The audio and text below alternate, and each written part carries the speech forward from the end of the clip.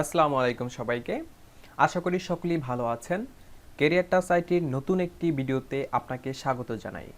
দৈনন্দিন কাজের প্রয়োজনে যাদের প্রতিদিন ঘন্টার পর ঘন্টা টাইপিং করতে হয় তাদের জন্য একটি বিশাল সুখবর রয়েছে। আজকের ভিডিওটি দেখার পর আপনাকে আর কষ্ট করে হাতে টাইপ করতে হবে না। কি অবাক হলেন? হ্যাঁ, আপনি যা মুখে বলবেন সেটাই অটোমেটিক টাইপ হয়ে যাবে। আজকের এই ভিডিওটিতে আপনাদের সম্পূর্ণ ট্রিক্সটি শেখানো হবে, তাই অবশ্যই ভিডিওটি ধৈর্য সহকারে দেখবেন।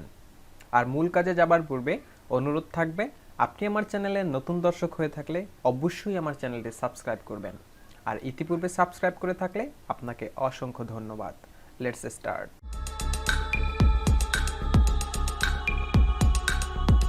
প্রিয় ভিউয়ার্স, আমাদের আজকের ভিডিওটি হচ্ছে সম্পূর্ণ গুগল কেন্দ্রিক, তাই প্রথমেই আমরা গুগল ব্রাউজারে চলে যাব।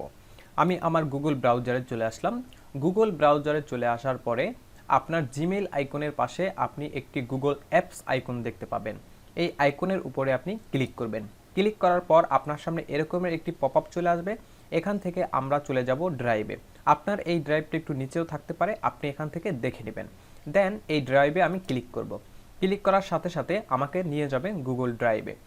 গুগল ড্রাইভে আসার পর আমরা এখানে এই যে প্লাস আইকন দেখতে পাচ্ছি এবং এখানে লেখা দেখতে পাচ্ছি নিউ, আমরা এখানটাতে ক্লিক করব।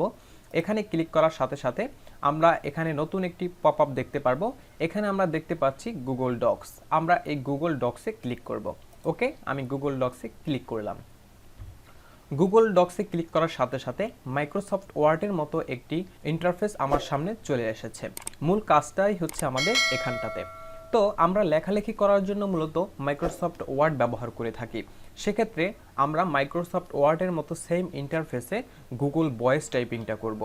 দেন এখান থেকে আমি চলে যাব টুলস অপশনে। এখানে আপনি টুলস অপশন দেখতে পাচ্ছেন, এখানে ক্লিক করবেন। এখান থেকে আমরা যদি একটু নিচে চলে যাই তাহলে এখানে দেখতে পাচ্ছি ভয়েস টাইপিং, আমরা এই ভয়েস টাইপিংয়ে ক্লিক করব। অথবা আপনি আপনার কিবোর্ডের Ctrl+Shift+S প্রেস করলেও ভয়েস টাইপিংটা অটোমেটিক চলে আসবে।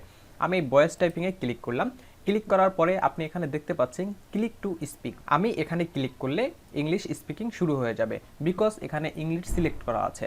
সাপোজ আপনি বাংলায় কথা বলবেন বা বাংলায় কোনো কিছু টাইপ করতে যাচ্ছেন, সেক্ষেত্রে এখান থেকে আমাদেরকে বাংলা সিলেক্ট করে দিতে হবে। এখানে আপনি যে আইকনটি দেখতে পাচ্ছেন এই আইকনটিতে আপনি ক্লিক করবেন। ক্লিক করার পরে আপনি এখানে অসংখ্য ল্যাঙ্গুয়েজ দেখতে পারবেন। এখান থেকে একটু নিচে চলে যাবেন এবং দেখবেন এখানে যে বাংলা ল্যাঙ্গুয়েজটি কোথায় আছে। আমি এখান থেকে একটু নিচে চলে গেলাম। এখানে আমরা দেখতে পাচ্ছি বাংলা বাংলাদেশ, বাংলা ভারত। আমরা জানি আমাদের বাংলা বাংলাদেশের থেকে বাংলা ভারতের ভাষার মধ্যে সামান্য কিছু পার্থক্য রয়েছে। যেহেতু আমরা বাংলাদেশ থেকে এখানে বাংলায় লিখব, সেক্ষেত্রে আমি বাংলা বাংলাদেশ সিলেক্ট করে দিলাম। ওকে, এখন আমাদের এখানে কিন্তু টাইপ শুরু হয়নি। এখন আমাদের কাজটি হচ্ছে আমরা এখানে যে মাইক্রোফোন আইকনটি দেখতে পাচ্ছি এখানটাতে ক্লিক করব। এখানে ক্লিক করার সাথে সাথে আমরা মুখে যা বলবো সেটাই কিন্তু আমাদের এখানে টাইপ হয়ে যাবে। এখন আপনি বলতে পারেন এই টাইপ করার জন্য আমার কি কি উপাদান প্রয়োজন? আপনার প্রয়োজন হবে, আপনি যদি ডেস্কটপ ইউজার হয়ে থাকেন সেক্ষেত্রে আপনার একটি মাইক্রোফোন প্রয়োজন হবে। সেক্ষেত্রে আপনি বয়া M1 মাইক্রোফোনটি ব্যবহার করতে পারেন, কারণ এটি আমি ব্যবহার করছি এবং এই মাইক্রোফোনটি খুব ভালো সার্ভিস দিচ্ছে। এবং আপনি যদি ল্যাপটপ ইউজার হয়ে থাকেন সেক্ষেত্রে আপনাকে কোনো মাইক্রোফোন ইউজ করতে হবে না। ওকে, আমি এই মাইক্রোফোন আইকনটিতে ক্লিক করলাম। ওকে, আইকনটিতে ক্লিক করার সাথে সাথে এখন দেখতে পাচ্ছেন আমি মুখে যা বলছি অটোমেটিক কিন্তু সেটাই টাইপ হয়ে যাচ্ছে। তো আপনি এভাবে আপনার ইচ্ছে মতো যত বড় পেজ হোক না কেন, যতগুলো পেজ হোক না কেন, আপনি কিন্তু খুব দ্রুত সময়ের মধ্যে ভয়েস টাইপিংয়ের মাধ্যমে টাইপিং করতে পারবেন। এখন দেখতে পাচ্ছেন আপনার টাইপিং স্পিড যতই বেস্ট হোক না কেন, এত দ্রুত সময়ের মধ্যে কিন্তু আপনি টাইপিং করতে পারবেন না, কারণ আপনি তো রোবট না। সো এক্ষেত্রে আপনি এই ভয়েস টাইপিংটি খুব সুন্দরভাবে ব্যবহার করতে পারেন। এখন আপনি বলতে পারেন যে এখানে তো বাংলায় টাইপ হচ্ছে, বিকজ আমি ওখানে বাংলা ল্যাঙ্গুয়েজ সিলেক্ট করে দিয়েছি। আপনি যদি ইংলিশ ল্যাঙ্গুয়েজ সিলেক্ট করে দিয়ে থাকেন তাহলে কিন্তু অটোমেটিক ইংলিশ হয়ে যাবে। আপনি তখন ইংলিশে যা বলবেন সেটাই এখানে চলে আসবে। আশা করি পুরো বিষয়টা আপনি খুব সুন্দরভাবে বুঝতে পেরেছেন এবং এখন থেকে আপনার যতগুলো পেজ প্রয়োজন আপনি মুখে বলে টাইপিং করে নিতে পারবেন। আপনার কষ্ট করে আর হাতে টাইপ করতে হবে না। তো এখন আপনার মনে প্রশ্ন জাগতে পারে যে আমরা এখানে ভয়েস টাইপিংটা করলাম, কিন্তু এটাকে আমরা সেভ করব কিভাবে। আপনারা হয়তো অনেকেই জানেন, আমরা যখন গুগল ড্রাইভে কোনো ডকুমেন্ট নিয়ে কাজ করি তখন আমাদের এই ড্রাইভে কিন্তু এটা অটোমেটিক সেভ হয়ে যায়। এখানে দেখতে পাচ্ছেন আমি যা মুখে বলছি এখানে সেভিং আছে, আমি যখন কথা বলা স্টপ করে দিব এখানে অটো কিন্তু এটা সেভ হয়ে যাবে। ওকে, এখানে আপনি দেখতে পাচ্ছেন যে সেভ হয়ে গেল। দেন এখন আপনি যদি চান আপনার এই ডকুমেন্টটি আপনি মাইক্রোসফট ওয়ার্ডে কনভার্ট করবেন বা মাইক্রোসফট ওয়ার্ডে ওপেন করবেন, সেক্ষেত্রে সেই প্রসেসটিও আমি আপনাদেরকে দেখিয়ে দিচ্ছি। দেন এখান থেকে আমরা চলে যাব ফাইল অপশনে। আমি অবশ্য রেকর্ডটা অফ করে নেই, রেকর্ডটা অফ করে দিলাম, এখন কিন্তু আর টাইপ হচ্ছে না। ওকে, আমরা এই ডকুমেন্টটা চাচ্ছি যে আমাদের মাইক্রোসফট ওয়ার্ডে নিয়ে যাব, সেক্ষেত্রে আমি ফাইলে ক্লিক করব। ফাইলে ক্লিক করার পর আপনি এখানে দেখতে পাচ্ছেন ডাউনলোড, ডাউনলোডের পাশে আমরা দেখতে পাচ্ছি মাইক্রোসফট ওয়ার্ড। আমরা এখানে ক্লিক করলে আমাদের এই ফাইলটি মাইক্রোসফট ওয়ার্ডে চলে যাবে, এবং আপনি যদি চান এই ফাইলটি আপনি পিডিএফ ফাইলে কনভার্ট করবেন বা পিডিএফ ডকুমেন্টে কনভার্ট করবেন, সেক্ষেত্রে কিন্তু আপনি পিডিএফে ক্লিক করলে সেটা হয়ে যাবে। এখানে আপনি যে অপশনগুলো দেখতে পাচ্ছেন আপনি যেটাতেই করবেন সেটাতেই হয়ে যাবে। আপনি চাইলে এটা HTML জিপ ফাইলও করতে পারবেন। ওকে, আমি আপাতত আপনাদেরকে বোঝানোর জন্য মাইক্রোসফট ওয়ার্ডে ক্লিক করছি। ওকে, মাইক্রোসফট ওয়ার্ডে ক্লিক করার সাথে সাথে আপনি দেখছেন যে ডকুমেন্টটি আমাদের এখানে কিন্তু ডাউনলোড হয়ে গেল।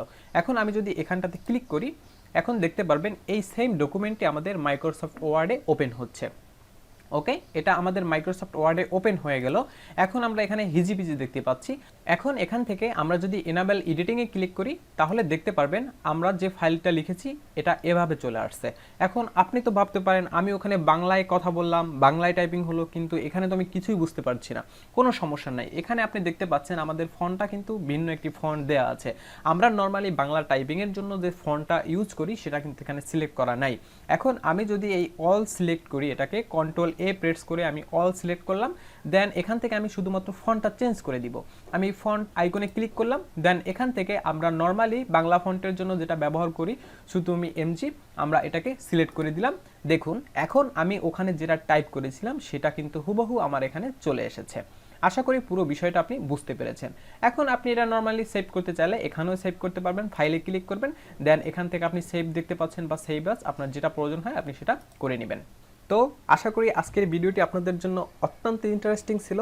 ভিডিওটি ভালো লাগলে অবশ্যই ভিডিওটি লাইক করবেন, কমেন্ট করবেন এবং আপনার বন্ধুদের মাঝে বেশি বেশি শেয়ার করবেন। আর হ্যাঁ, আপনি যদি আমার চ্যানেলের নতুন দর্শক হয়ে থাকেন তাহলে অবশ্যই আমার চ্যানেলটি সাবস্ক্রাইব করবেন। দেখা হচ্ছে পরবর্তী কোনো ইন্টারেস্টিং ভিডিওতে। সে পর্যন্ত সকলেই ভালো থাকবেন, সুস্থ থাকবেন। আল্লাহ হাফেজ।